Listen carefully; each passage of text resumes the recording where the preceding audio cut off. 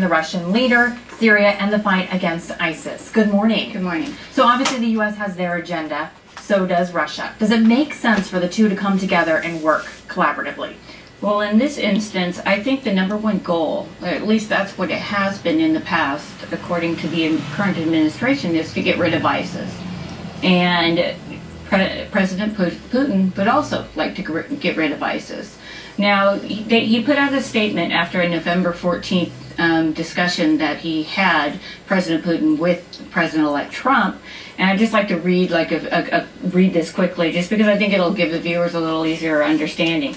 Putin and Trump agreed to current state of U.S. and Russian relations is unsatisfactory and agreed to work actively toward a normalization and constructive cooperation on a broad range of issues. They want to return to a more pragmatic relationship, and I think this is where President Obama was talking about. Don't get lured in by President Putin, but it isn't a bad thing to also work with him. So I think that from moving forward, I think they're going to have a similar relationship, despite what maybe some of the think tank people in the Washington, D.C. area really feel.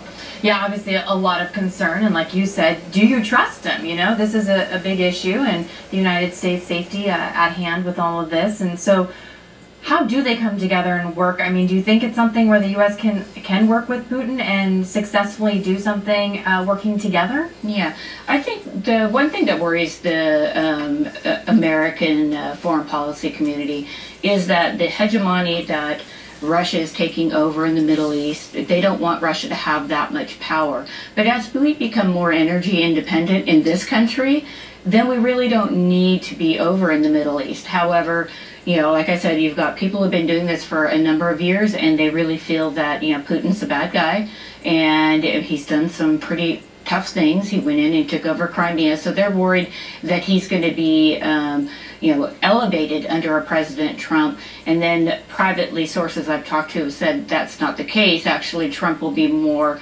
tough on Putin. But we're all talking about this under the guise of he's still president-elect, and we don't know what the final policy will be on this. And I think that we have a lot more in common with the Russian people than we do with the Middle Eastern people. So I think that we can take heart and that they also want what's right for their country as well. So, and something we've heard Obama say over and over is give the president-elect a chance to get into office, to review everything. See how much harder it really is. Yes, yes, like you said, it's one thing when they're on the campaign trail what they say, but once they actually get in the White House and start talking with people and big changes, opening up discussions. Okay, Kimberly, thank you so much. Really appreciate it.